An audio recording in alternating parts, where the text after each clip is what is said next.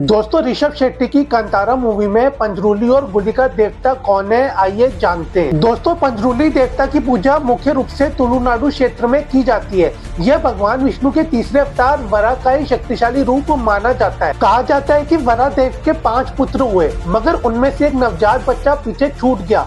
वह भूख प्यास से तड़पने लगा और मौत के कगार पर पहुंच गया। उसी समय माता पार्वती वहां भ्रमण करते हुए पहुंची। जब उन्होंने एक नवजात वराह शिशु को देखा तो उन्हें उस पर दया आ गई और वे उससे लेकर कैलाश पर्वत चली गई, जहां माता पार्वती अपने पुत्र की तरह ही उसका पालन करने लगी।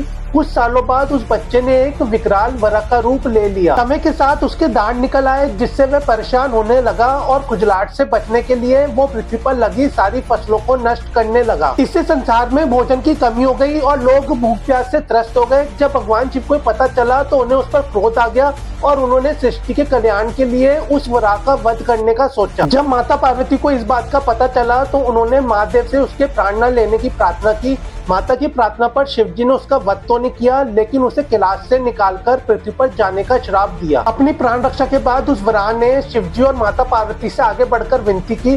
तब भगवान शिव ने उसे एक दिव्य शक्ति के रूप में पृथ्वी पर जाने और वहां पर मनुष्य और उनकी फसलों की रक्षा करने का आदेश दिया। तब से वो वराह पृथ्वी पर पंजरूली देव के रूप में निवास करने लगे और पृथ्वी पर फसलों की रक्षा करने लगे।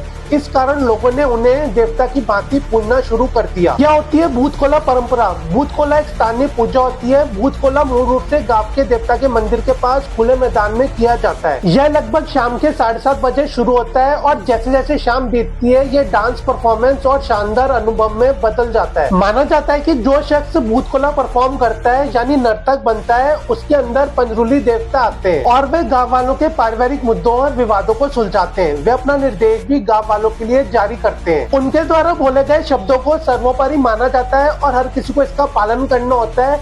यह भूत कोला परंपरा 500 सालों से चली आ रही है। इस वीडियो में जानेंगे कि गुलिका देवता का जन्म कैसे हुआ था।